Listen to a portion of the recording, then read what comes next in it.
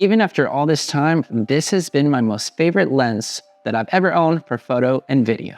The Tamron 35-150 has honestly been one of the lenses that has never stopped being amazing to me and delivering great results. Despite all the new lenses that are coming out, I still think that this is the best lens for your Sony camera, and now even Nikon. It's a great lens where I can take some unreal photos,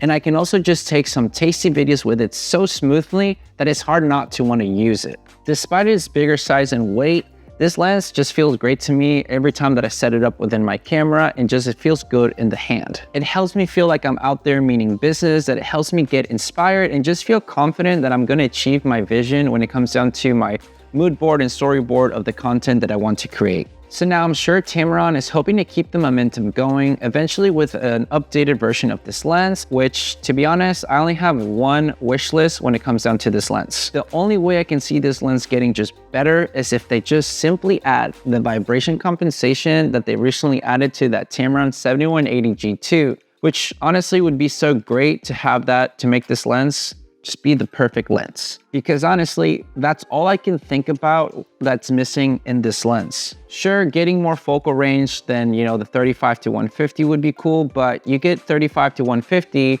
at f2 to 2.8. It would be crazy to add more focal range to it, but I mean, I guess if they did that somehow and it still stayed in that, f2 to 2.8, I wouldn't say no. But to top it off, just simply adding vibration compensation within this lens as a new update would make it just perfect, which hopefully Tamron can do that, because that's probably my one and only wish list when it comes down to this lens, because it has been the most perfect lens for me since I got my hands on it.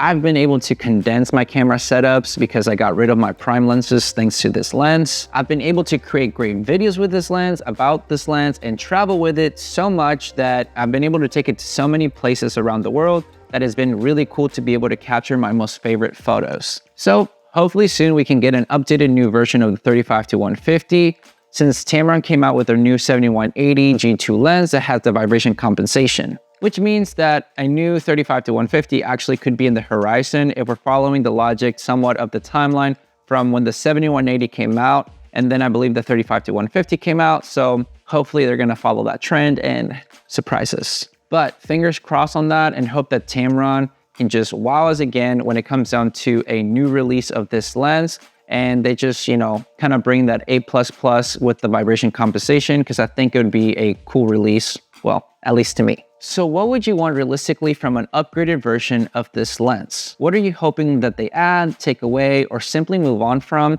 to ensure that the lens becomes everything that you would want from it? I would love to know your thoughts, and let's see what you have in mind to see what everyone else has in mind when it comes down to this lens and an upgraded version of it. The reason why I wanted to make this video, to be honest, is just because every time that I see a new lens release, I still notice that I kind of just stay within the Tamron 35-150. The 7180 that came out, the G2 version, it's a great lens, and I think it's a great telephoto lens in comparison for the 7200 by Sony to kind of compete with it, but it still doesn't hit the spot to me. I think the 35-150 is just a more versatile type of, focal range, that you have a good wide enough lens at 35, but you get the telephoto at 150. So you're not missing out on a lot of things if you want to just have one lens to kind of rule them all. I'm able to capture so many things with it that I just can't see myself going to a just telephoto lens, or maybe like even a 24-70 or a 28-75 that Tamron has and stuff like that, because I feel like I would miss out on so many things.